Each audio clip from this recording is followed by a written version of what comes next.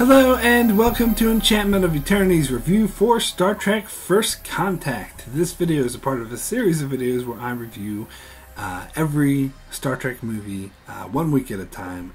For this week I will be covering the much loved Next Generation film Star Trek First Contact.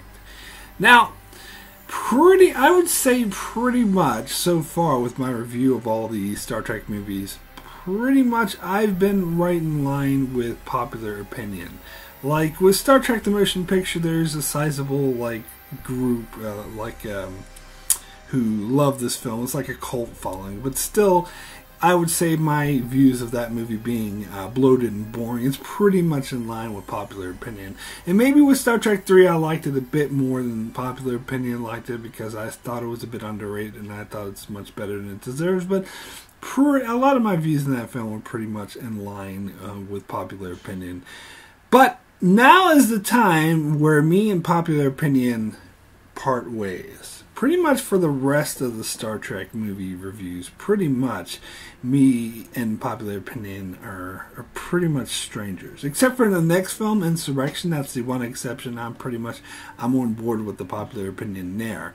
So that's the one exception. But pretty much for here on out, other than that, me and popular opinion are strangers. So it makes my job a bit harder, because I know a lot of people are going to disagree with me, but I like to stick to my loyals.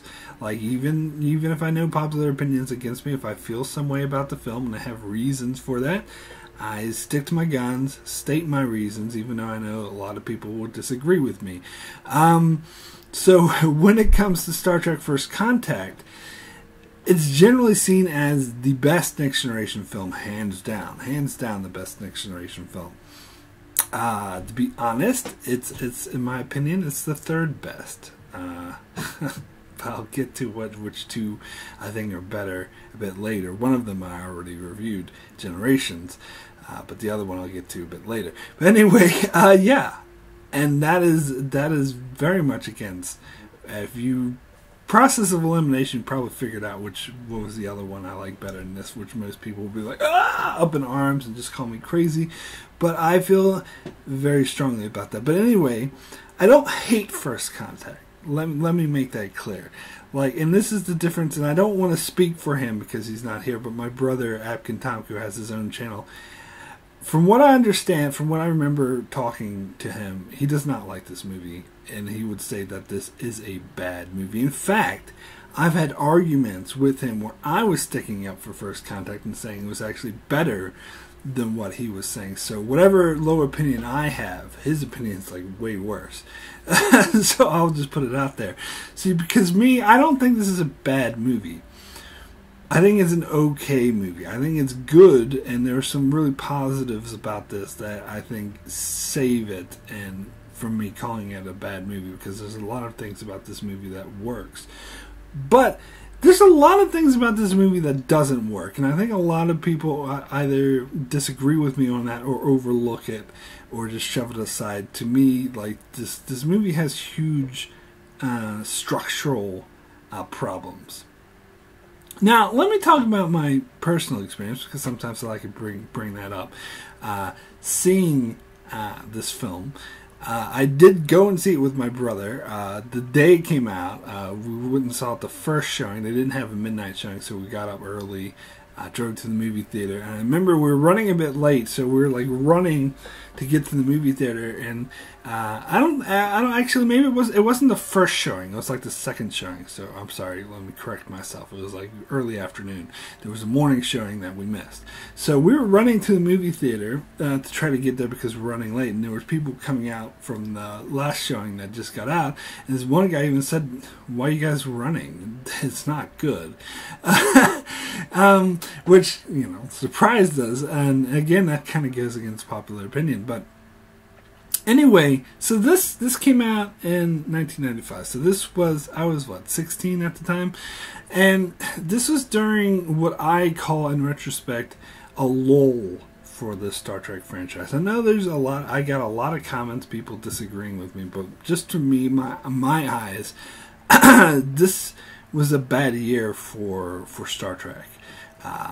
Not necessarily with this film, but Deep Space Nine and Voyager were airing, and Deep Space Nine was doing its 5th season, and Voyager was doing its 3rd season. Now, I don't think Deep Space Nine's 5th season was terrible, but I think there's a noticeable drop in quality. In fact, if Voyager's 3rd season, I do think was terrible. I think that was one of the worst years of Star Trek. I think it was awful, god awful, and so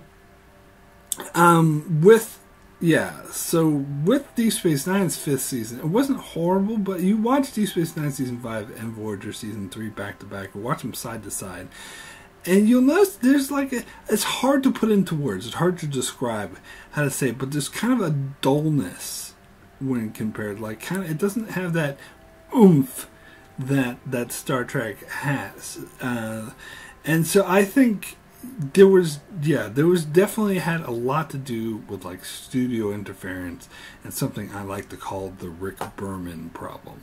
Now, and also it could be because First Contact was being made, they were putting all of their eggs in this basket and paying all this attention to First Contact and not really paying attention to the shows. That could be another thing. But let me get into the Rick Berman problem, which I think is it's evident pretty much in the rest of the Star Trek franchise going forward, including the Next Generation films and Voyager mainly. Not so much Deep Space Nine. Deep Space Nine, for the most part, managed to avoid the Rick Berman problem because Rick Berman didn't really care about Deep Space Nine. He was more focused on Voyager and the Next Generation films because those were the hot, popular properties, where Deep Space Nine was just basically had a cult following and was just enough to keep it from getting canceled, but not enough to make it hugely profitable. So Rick Berman didn't really care about it, which actually is a very good thing, and that's why Deep Space Nine is the later seasons of Deep Space Nine in the late 90s was pretty much the only good thing about the Star Trek franchise up until the last 2 seasons of Enterprise, where Rick Berman finally decided to back down and not interfere so much, and that's why the last 2 seasons of Enterprise were good. But from pretty much starting here, and that's why Voyager's 3rd season was terrible. Not just Rick Berman, but producing, all the studio interference just totally ruined Voyager's 3rd season. Now, Voyager did have an amazing 4th season, so again, they weren't horrible from here on out, because they did have a really great 4th season and some good episodes within the 5th and 6th season. But pretty much just Voyager started going downhill after the 4th season because of Rick Berman. And this is just my speculation. Of course, I wasn't there. This is just based off of things I've read and statements and interviews and whatnot. Now, the reason why I bring this up in the First Contact review is because I think the Rick Berman problem was very evident here. Now, Rick Berman, I don't think he's a bad guy. I think he was actually helped make Next Generation what it was. He saved it from the disaster of the first 2 seasons. He was very helpful, but he was always a money man, and during the Next Generation he mainly acted as that and encouraged the creative types like Michael Piller, who I would hold off as the creative genius that saved the Star Trek franchise, where Rick Berman was more of the producer type, the behind the scenes, the money man. And here is where he started interfering actively in the storytelling, and that's where shit started going down. Now, how that pertains to First Contact specifically is he forced in this time travel element. He told the writers Brendan Berger and Ronald D. Moore, who also wrote Generations, and they were writing. Ronald D. Moore went on to become a head producer on Deep Space Nine, and Brendan Berger would be the showrunner or lead writer on Voyager in this final seasons, and Enterprise first 2 seasons, which, as I just mentioned, were not good. So I don't hold Brendan Berger in as high esteem, but he's a good writer when he's collaborative, when he's working with other people like Ronald D. Moore, who is a really great writer. So their idea for First Contact was to focus on the Borg, and Rick Berman forced them to do time travel. It's no, Star Trek 4, the Voyage Home, is the biggest moneymaker at this point. I think maybe if you adjust for inflation, the motion picture might have been higher, but still less. Nobody liked the motion picture. It was mainly just because people wanted to see a Star Trek movie. So they looked to Voyage Home and said, well, that's about time travel. We need to have some time travel and some funny humor about time travel. And in fact, I think the original idea was to do a time travel film, and then other people had an idea to do a Borg film, and eventually somehow they're like, oh, let's combine them. Now, that's getting into the concept of yes-anding. And I actually don't think yes-and is very good at producing good stories. I think it's a fun little exercise, and it's a way to, encourage people to work in a team and be accepting of other people's idea, but it's not practical in terms of actually good storytelling. And whenever you see it done, it's usually it comes up with a jumbled story that doesn't feel focused. Now, if you don't know what I mean by yes and, I'm referring to it's a concept where if you're working with another writer and they suggest something, you never say no. You say yes, and you add your spin to it in order to collaborate. It's saying like, oh, I want to do a story about a farmer. And you say you don't want to do a story about a farmer, but you can't say no, so you just say, yes, we'll do a story about a farmer, and he's an astronaut, so you do a story about an astronaut farmer. And I think, like, that's just a general thing, and improv companies will do this for, jokes or whatever. I think BoJack Horseman made a whole skit about this. But anyway, it's fun exercise, but it doesn't actually work in practical terms, and typically when there's a lot of I talked about a lot of Star Trek episodes, but a lot of movies in general where you tell like there were two different ideas meshed together. They almost never work. I know there's a few rare exceptions with everything, and that's what happened here with First Contact, in my opinion.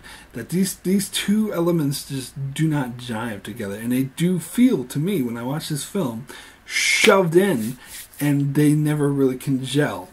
And I think parts of it is almost obvious that the writers, Brennan Braga and Ronald D. Moore, they were very much against time travel. They did not want to do time travel, and Rick Berman forced them to.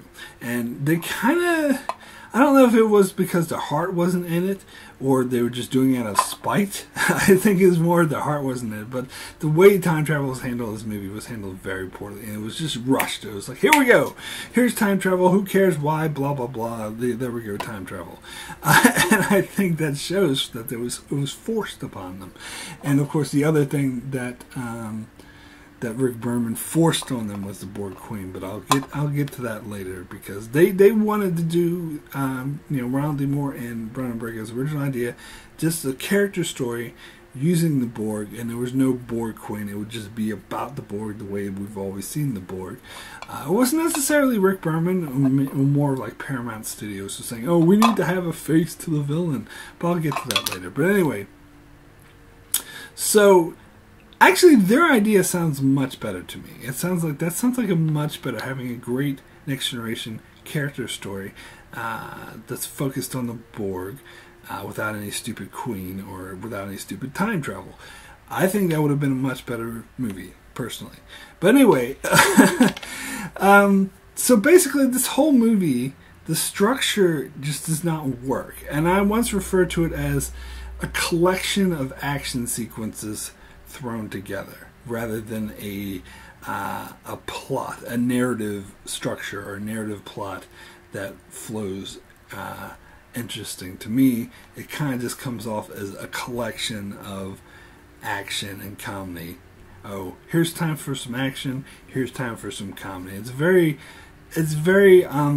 trying to find the right word. I use the word contrived a lot, but it's, I don't know, maybe that fits here. It's very obvious. It seems like a very obvious story structure. It doesn't feel like a natural story or a natural narrative. It seems like it's obvious, like these producers say, let's put this here, let's put this comedy here, let's put action here. Now that's not to say that I don't like the action sequences or I don't like any of the comedy. In fact, I think the scene where Deanna Troi is talking to Zefram Cochrane and getting drunk, and she's like, don't go criticizing my counseling techniques when she's really drunk.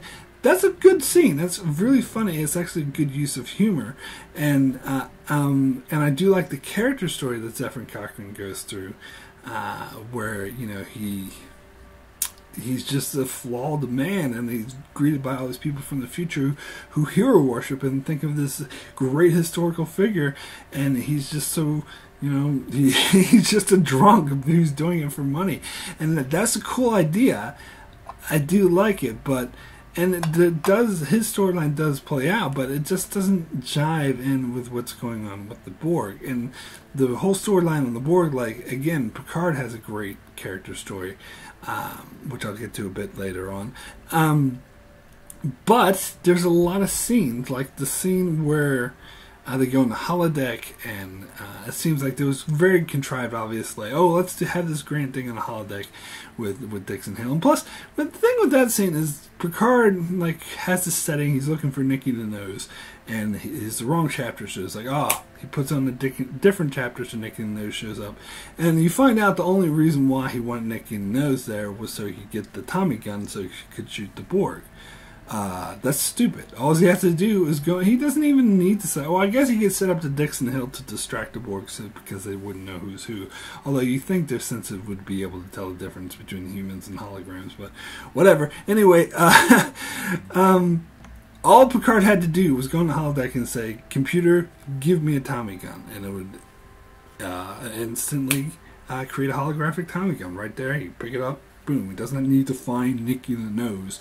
That's a really contrived way so they could have their stupid holodeck sequence and have their 40s like big band music, which is like much more grander than anything they could do on a TV budget. So it's just their excuse. Oh, we have a movie budget now, so let's do this huge grand like dance 1940s dance thing and have this, you know, Chicago gangster type and from the 40s and Picard. Yeah, it is really contrived. And it doesn't really add anything to the story. It doesn't fit anything to the story. And just like the sequence with when they go on the the dish outside of the ship, I think it was cool. I remember when I first saw it, it's really cool because we usually don't get many action sequences in Star Trek that take place in outer space. Usually it's all in the ship, so it was great to actually see them in the no gravity environment outside of the ship. But when you look at story structure and narrative structure, that scene is completely unnecessary. It really doesn't. They have to, you know, they try to make up some excuse. Oh, here's this added element. The Borg are trying to communicate with the Borg Collective and the Delta Quadrant in this time frame and get them to come here. Which, you know, I don't know why. Why would they care? Would they have the ability to come there that long ago? And if they did, why didn't they? But anyway, forgetting all of that, the whole like motivation was very aside. It was an aside. It doesn't really add anything to the main story. The main story is the Borg are taking over the Enterprise and we need to stop them. And to me, that story was not focused very well. Like, they go to engineering and they get their ass kicked. To me, I think they should have been a bit better well prepared. And I don't know. I still think they give up too easily. They should realize, like, oh, let's, you know, regroup and retreat. They should realize by doing so there's no way they're ever getting back there, and which turns out to be the case, that the Borg just keep getting more and more space, and I think they should have stayed. And now you can say, oh, that's ridiculous, Mark, they were getting killed and they're getting their asses kicked, but I don't think so. Worf was doing okay, and I don't buy that they were able to just pull Data under the door like that. He's a fucking android. They just show him earlier in the film getting shot like a shitload of times and surviving. I don't see how the Borgs just drag him under the door. That looked almost comical. But the focus, my point is, the focus should have been more on stopping the Borg, on retaking engineering, and the stuff with the sausage dish and the stuff with the holodeck and all that was asides, which basically leads them to saying, oh, let's destroy the ship, which, I don't know. Like, it seems like they just jumped from point A, let's have all these asides have nothing to do with the plot, and then, oh, have them destroy the ship. It's not a very good narrative structure, and of course, all the stuff with the time travel completely. Now, let me get into this time travel stuff and why I don't like it. This is the first time, and this is where I talk about Rick Berman problem. Although I don't know if he's solely responsible for this, but it certainly happened in this time period. This is the first occurrence of something that Voyager would go on to do a lot, and it would piss me off and irritate me. If you've seen any of my reviews on Voyager, you know what I'm talking about with it, especially the finale in game, which, oh my god, don't get me started on that crappy finale. And pretty much ever since Voyager introduced the Borg Queen in the 5th season is when their whole Borg storyline just went way downhill. Because they did something to the Borg. They made them James Bond villain, cartoon villains. Actually, I think calling them James Bond villain is too nice. It's more of a silly cartoon villain with ridiculous motivations that make no sense, that don't hold up, and they just try these ridiculous contrived plots to do all this ridiculous shit when all they need to fucking do is send more than one Borg ship and destroy Earth. If they want to destroy Earth so badly, send more than one Borg ship and there you go, Earth is yours. I've said this a billion times because it's true, and it's a major gigantic plot hole, and they come up with all these ridiculous storylines in Voyager, like putting 709 on Voyager so they can come up with this, retrovirus to wipe out humanity, which, by the way, or assimilate humanity, which, by the way, they never used for no good reason, or or all these other contrived things. Like, I don't know. I'm not going to get into Voyager, but anyway, all that started here with this movie. Because it is so ridiculous. It was so contrived. And again, this is so obvious that Rick Berman was just forcing the writers to have time travel in here. The whole motivation of let's go back in time to start First Contact, I'm sorry, just does not hold up at all, not in the least. Because, first of all, what the fuck do the Borg care about First Contact? First of all, if they theoretically stop First Contact, then, who knows, maybe the humans will meet Vulcans or other aliens more naturally later on. So stopping First Contact isn't the point. Assimilating Earth is the point. And they say that at the start when they, first time travel and they find out, the timeline's been changed and Earth is all Borg and all assimilated. And they find out that they go back in time to assimilate Earth when it was defenseless. So that's the main point. First Contact's completely beside the point. It doesn't matter. Stop it, not stop it. Borg are going to assimilate Earth. It doesn't matter whether or not first contact happens, because the humans will be assimilated anyway, and you assume they'll assimilate the Vulcans next anyway. So who the fuck cares if they stop first contact? And so the whole thing with them focus on shooting, Zefram Cochrane and destroying the Phoenix, that was such a contrived way to shove the Zefram Cochrane storyline into this film that just does not hold up at all. Not in the least, not in the slightest bit. And on top of that,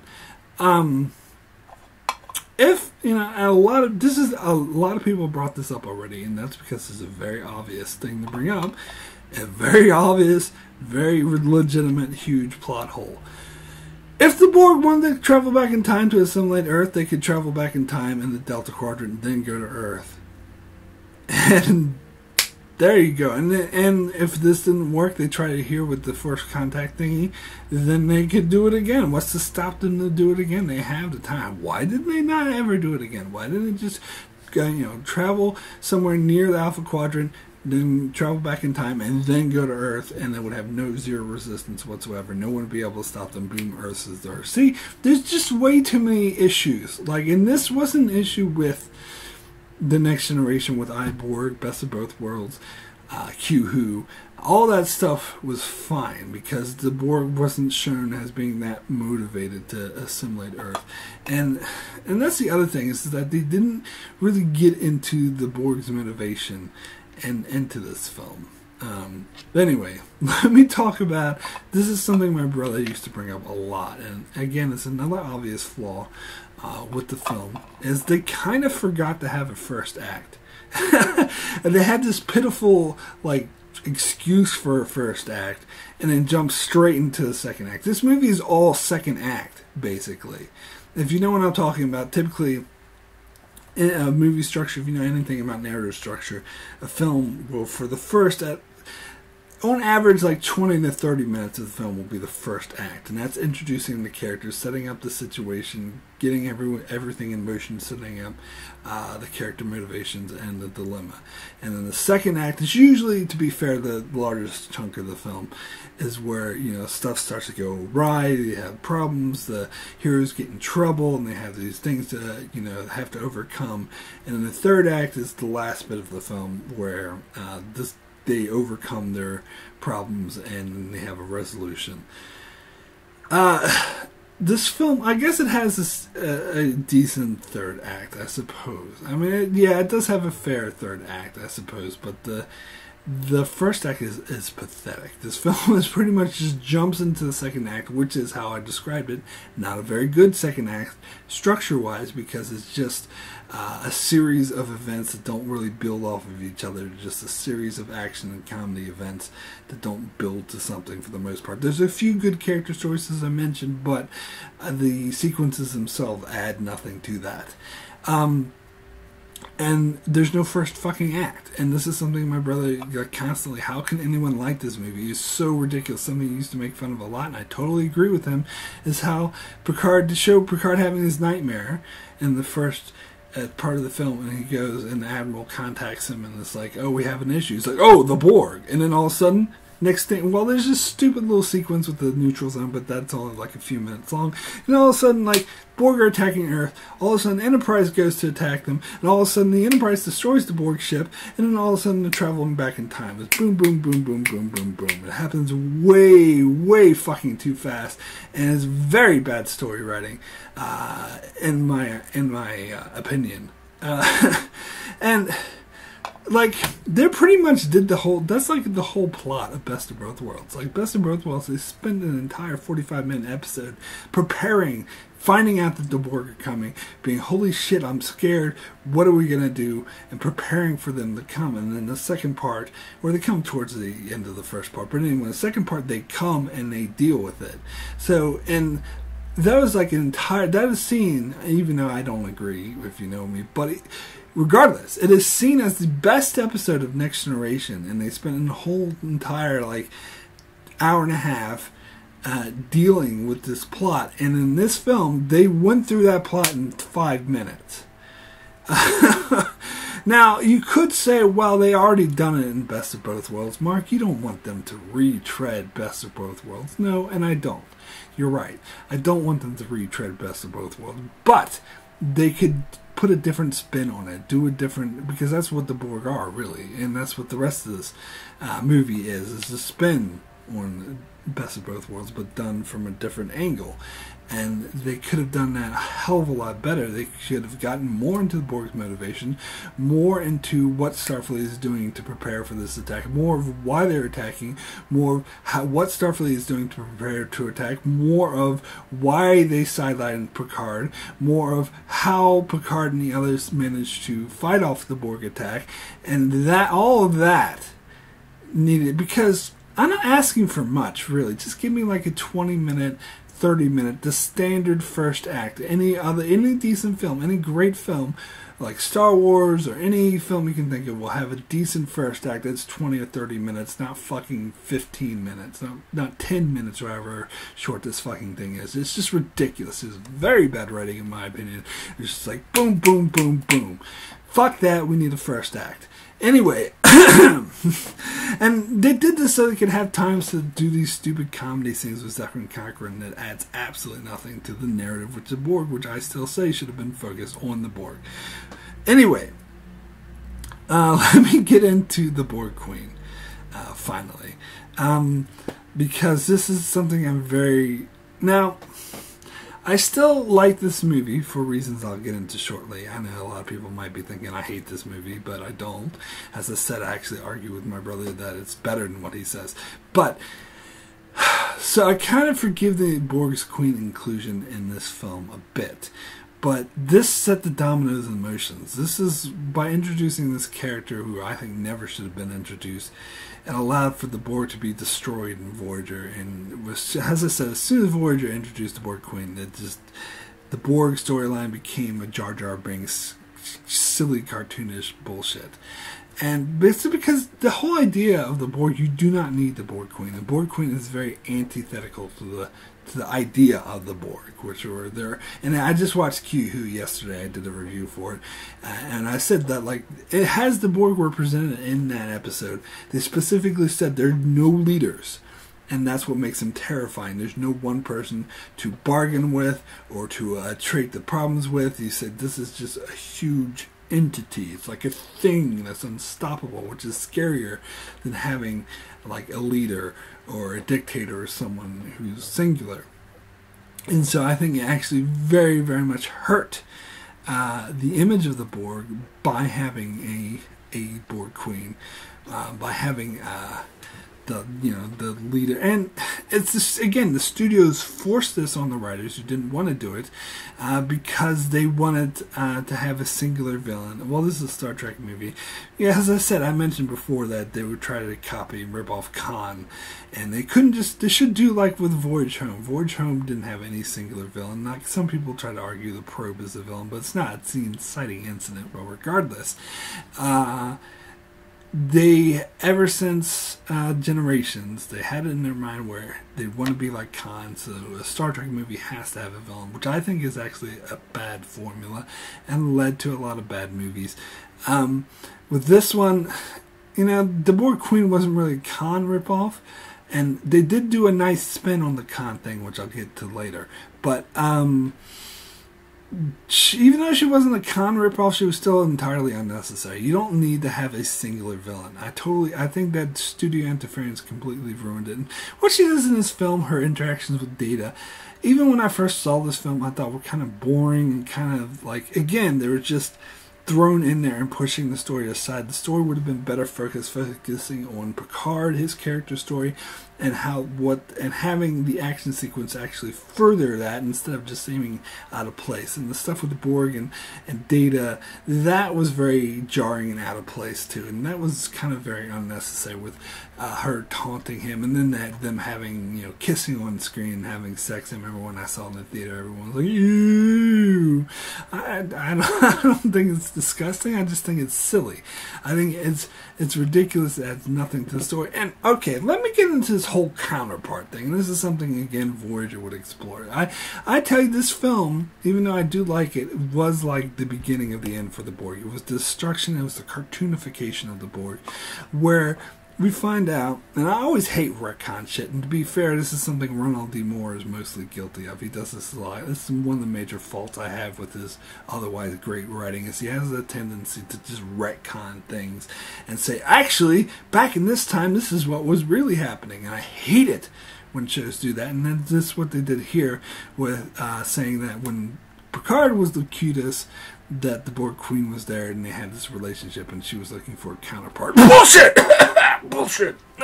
Excuse me. Totally unrelated cough. That is ridiculous. That is just so stupid. I'm not even talking about the fact that that Borg ship was destroyed and how come the Borg Queen, if she was on it, how come she's not dead? Because I'm totally okay with the fact that the Borg Queen is more of a concept. That if one drone version of the Borg Queen dies, they can just reactivate another version of her on and like ship her consciousness there or something like that, or even they reactivate another one.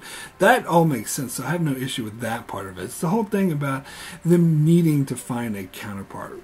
Why? In this film, she says, oh, it's to connect with humanity, to have a bridge to humanity. Why does she care that much about humanity? As she mentioned earlier, she's assimilated countless, that's like millions of species. Why single humans out? Maybe it's because humans made this film and they're egotistical, so they always have to be the center of attention. I don't know. But the whole concept of the counterpart is ridiculous, and it's thrown in there at the end of this film. They carry this bullshit on with Voyager where they say 7 of 9 is the new counterpart, which is total horseshit. Anyway, I think I talked about the Borg Queen enough. Let's get into this cliche ending. Alright, so the way the Borg Queen is defeated, or the way the Borg are defeated, I should say, is, they kill the Borg Queen, and as soon as the Borg Queen dies, all the Borg destroy. Really? Really, that's how they work? I mean, In fairness, this is probably no worse than how they defeated the Borg in Best of Both Worlds by putting them to sleep, which I think was a bit silly as well.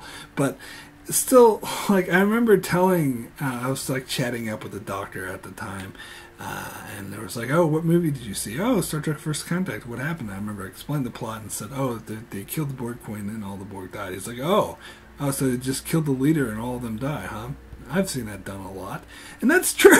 that is such a cliche way to defeat the villain. This is to have like this head thing that controls everything.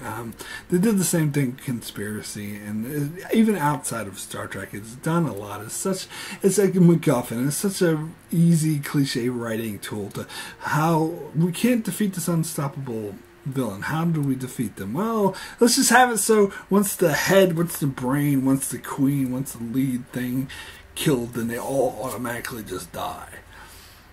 The Borg don't work that way, and it's really stupid to have them work that way. Well, you can say, well, we never met the queen before, so we don't know that they don't work that way, but they've never been shown to work that way, and there's a reason why, because that's stupid. It's just such... anyway. let me talk about Worf. Now, a lot of people will complain about the later movies, Insurrection and Nemesis, and how they sort of just shoved Worf in there. Because the thing is, this takes place during Deep Space Nine's 5th season, and during Deep Space Nine's 4th season, Worf joined Deep Space Nine. So that gave a problem for these future Next Generation films because Worf is one of the main characters and they want to keep him there. So they always have to come up with an excuse to bring him back to the Enterprise. Now, a lot of people actually say this is the best way. I actually think this is the worst way. Because in Insurrection, they were just like, Worf, what are you doing here? So we go, well, and then Picard's like, oh, who cares? Come on board. Which is a bit ridiculous. And then Nemesis, of course, they give no explanation whatsoever. He's just there. No explanation. And at that stage, Deep Space Nine was finished, but he was, at the end of Deep Space Nine, he went to become the ambassador to Cochrane'S, and then all of a sudden, he's just a Starfleet officer again on the Enterprise. No explanation. But I'll get to that more when I get to Nemesis. But this thing actually pissed me off a bit more because this could have been handled a lot better. To me, this is like the easier fix. It's like, so the Enterprise comes in the big battle and Defiant's there, and we see Worf captaining the Defiant. And it's funny because I heard in interviews once when Avery Brooks went to Michael Dorn after he first saw First Contact and said, I don't remember giving you command of the Defiant. How did you get command of the Defiant? What were you doing there? And see, this actually could have been fixed in Deep Space Nine itself. Deep Space Nine's 5th season, they could have they could have had an easy throwaway line of the Borg are coming and Worf has to go and on the Defiant to deal with them. I was thinking, like, there's an episode like Things Past, which actually came out a couple months before the film, but they could have done it in that episode or an episode like that where there's a crisis where Sisko and the other senior officers are all like in the coma. They were like all in the coma and they were all near death because of a transporter accident or something. And so it could have been like the crisis with the Borg could have happened there. And they want the Defiant there because, as established in lore, the Defiant was created, its sole purpose was created to defend against the Borg attack. So it makes sense they'd want the Defiant to be there because that's its whole freaking purpose. They lent it out to Deep Space Nine to defend against the Dominion, but its whole purpose was to defend against the Borg attack. So it makes sense they went to Defiant there. So if they had done this, like during an episode like Things Past, and where Sisko, Dax, and Odo were all in the coma, they couldn't go, and Bashir was too busy like dealing with them and trying to get them out of the coma, they could have been like, Worf, there's this Borg attack, Starfleet is calling the Defiant back. And Worf is like, well, Sisko's in the coma, he can't go. So they order Worf to go. And then Worf could just have Kira stay behind, and it's like, all right, you look after this crisis with Sisko and the others in this coma, and I'll go and define all that crisis, ties up all the senior officers, so that explains why they're not there. If they would have done that, that would have been such a perfect way to explain why Worf is there and none of the other senior officers are there. Why it's just Worf alone on the Defiant, not Sisko. That would have been perfect. They should have done that. Or something, if it didn't have to be things past. Anything like that, they can make up another excuse or whatever. Oh, Sisko's busy doing this or whatever. But for that matter, I think they should have had O'Brien there. They should have had, because Miles O'Brien was actually another Next Generation character. I didn't know if they ever had this idea, or if there's a reason why they didn't have Cole Meany. Maybe he was busy, maybe they just didn't think of this idea, I'm not sure. But to me it would have made a lot more sense, because the problem with, the reason why you say, oh, they can't have any other Deep Space Nine cast members on Defiant, because the Enterprise beams all the crew over to the Enterprise, so that means they would kind of have to be on board during this whole Borg incident. So it's ridiculous to have them on board and not see them. But if you had, and you don't want to sort of introduce Deep Space Nine characters into a Next Generation movie, I understand that. That makes sense. You don't want to have like Dax or Bashir running around with the Borg thing. That would sort of miss focus. But if it was O'Brien, he's already a Next Generation character. He started out in Next Generation. So they could have showed it, and that would have been so much more accepting. I would be able to buy this a lot more if we see Worf and O'Brien on the Defiant, because then it feels more like the Defiant, because we have one other character that we know. And then once they go on the Enterprise, O'Brien could just be like the side character, which is what he was when he was on Next Generation. He was a side character who'd read out things. He could be like the engineering face on the Enterprise on the bridge during this Borg takeover, because LaForge was down on the planet. So he could fill that role and be on the bridge saying, oh, Captain blah blah, just reading out things, which is what he did on the Next Generation. So that would have been perfect. That would have made this transition so more smooth. But the way they just show up and Worf is just there, because I know there was a couple people who didn't watch Deep Space Nine. When they saw this film, they're like, what the fuck? Worf is a captain now? How did Worf get to be a captain and Riker's still first officer? You have to explain, like, no, he's not actually the captain. He's the first officer, but for some reason they put him in command, not Captain Sisko. Some reason we have no idea why, because it's never fucking explained in the movie. So that would have made a lot more sense. If they had, Sisko could have been dealing with Dominion or something, or in the middle of something, I don't know. Or like another good episode I just thought of was the one where Rapture. No, it wasn't called. Was it called Rapture? Yeah, Rapture, where Sisko gets taken over by this wormhole aliens thing, and he sees visions of the future and the Federation. Bajor's joining the Federation, so there's this huge ceremony, and he's like having medical issues because his probe's taking over his mind, and so he's basically dying, and so Bashir has to look at him. If they would have done that there, and this episode I think came out right around the same time as First Contact, maybe a bit later. They could have done that there too and been like, Borg are attacking, but Sisko's like sick, he's dying, and plus he has to be there for the ceremony with Bajor joining the Federation. So, perfect time, Worf, you go off and deal with the Borg. That's another example. But anyway, I think it's such a missed opportunity. But anyway, enough of that. I already talked about that. Okay. Alright, so let me get into some of the positives now. Now that I complained enough about the film, why do I say I still like it? That I overall think this is a good film. And there's one main reason why. And this is the main thing. Whenever I got into arguments with my brother and I defended this film, this is what I always brought up. Captain Picard's storyline and Patrick Stewart's acting. The scene where he goes, "The line must be drawn here," is an iconic, well-quoted scene for good reason. It is one, if I did like a list of the top 10 Patrick Stewart performances like this in a single scene, that would be like towards the top, maybe even number one. His performance in that scene was amazing, and that scene was very well earned. Now, I talked earlier about how I was going to mention how they did a spin on the Khan storyline in this film that actually really worked for me. It's because they bring up Moby Dick again, and that was something that brought up a lot in Khan. And I thought, oh, some people would think, and I kind of think, oh, Moby Dick again, why do you keep falling back on this? But they gave it a nice twist, because instead of making the villain, which is what pretty much all the other films that try to rip off Wrath of Khan do, instead of making the villain the Moby Dick character, they make the hero the Moby Dick character who's overcome with revenge.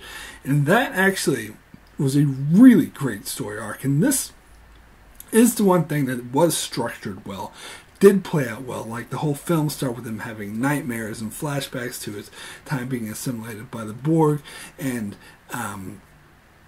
you see throughout the film, like, he starts to get more and more troubled with what the Borg being around. You can tell that it's affecting his judgment, and he's taking it personally. And so this works out so well. And like, again, Stewart's performance in that scene where he's just like, no, and smashes the things and does the whole thing. It's like, I will make them pay for what they've done. That's one of the best performances I've ever seen. That is such an amazing performance, and it was well earned. It was a well earned character story, and even when it goes where Picard stays on the Enterprise, he realizes after Lily talks him out of it that he needs to, to destroy the Enterprise and just let it go. And it's something that was well earned, something that he learned, but he stayed on for his friend. And he even says, when I was captured by the Borg, my crew fought all really hard to get me back. Some other crew member who needs me, I'm going to do the same for him. That was really touching. That was very well earned. So that is the main reason why I like this film, despite all the flaws that I just threw out there at the first half. If you ask me if this is a good film, I'll say yes, and it's mainly because of that. I mean, that scene alone, where he's like, the line must be drawn here, made watching this film completely worth it. And it was just a whole storyline. Was very well earned, and the stuff leading up to that, where Worf arguing, it's like Worf is trying to convince him to blow the ship, and Picard's just like, you're a coward. And Worf says, if you were any other man, I would kill you where you stand. That was amazing. And I totally bought that, and I liked the reconciliation afterwards, where Picard is like, you're actually the bravest man I ever knew. Like, all that stuff was awesome. It worked really. It was so good. So that's why I'd hold this movie, main reason why I'd hold this movie in such high regard, despite all the nitpicking and bitching I just did before. Now, and another positive I would say is actually Zefram Cochrane's storyline. Now, I stand by that this whole time travel bullshit shouldn't have been there to begin with, but his, whole character arc of not wanting to be thought up as a great man, and it's like, I'm just a drunk or whatever, and Riker has that line where it's like, someone once said, don't try to be a great man, just be a man. And he's like, that's rhetorical nonsense. Who said that? It's like, you did. And that's something that's quoted a lot too, and I think South Park made a couple of jokes about that, but that's because that is a very well placed line, and I think a lot of people love this film. That's part of the reason, and I agree. That part of it does really work. And I already talked about the drunk scene with Troy. I like that too. But it's also, even though I talked about the action sequences and how they're kind of just a series of non-connected sequences that don't really flow, the movie does do a really good job of keeping up this feeling of suspense. And I do like that they didn't just rehash Best of Both Worlds, because they took this concept of this unstoppable enemy, but they, instead of having it be like a ship battle, they focused on the Borg infiltrating the Enterprise, and they almost, a lot of people were zombie-like. And that's why I think, like, I knew people at the time who in 1995 saw this film who knew nothing, absolutely zero about Star Trek, and they saw this film anyway, and they loved it. And that's why this is one of the most successful movies of all time. Or Star Trek movies, I should say. It's up there with Star Trek 4, because like Star Trek 4, it appeals to general audiences. Like it, you know, 4 was more focused on comedy, though, where this is more like a horror. So fans of horror who knew nothing about Star Trek, these Borg scenes where they go, you know, go and assimilate people and see this unstoppable force, they work for people who know nothing about Star Trek as well. And I do think that was really intense. But, you know, on the negative side, I think it was more of another popcorn horror film that a lot of mass audiences see. They see it, they enjoy it, and they forget about it a couple days later. Personally, that's just my opinion. I know I'm ready for all the hate, I'm ready for all the dislikes. Leave your hatred below, I don't care. This is my opinion, and that's what I'm saying. Anyway, my rating for Star Trek First Contact out of 10 is a 7, very good. And yes, I'm giving it a 7, despite all the flaws and hatred I threw at it, because that, as I said, that Picard stuff, his whole, not just that one scene where he goes, the line must be drawn here, but his whole storyline, and had the twist on the Moby Dick thing, where he's the one who's obsessed with revenge, and he has to overcome that. That was really good. That really worked and made this a film really watching. Patrick Stewart's performance is amazing. Absolutely amazing. Regardless of anything I say about the story structure, about studio interference, about Rick Berman being a dick, Patrick Stewart is awesome. So that's why I'd give this film a 7 out of 10. Anyway, that is it for my review of Star Trek First Contact. I'll be back here next week with Insurrection, which I have nothing clever to say about it because it's a really boring film, but I'll get into that next week. Anyway, you can check out my channel as I continue to do all the Star Trek movies. I also do other Star Trek videos, as well as covering other shows like The Expanse, Game of Thrones, Babylon 5, and more, so be sure to subscribe so you can keep up with all of that. And thanks a lot for watching.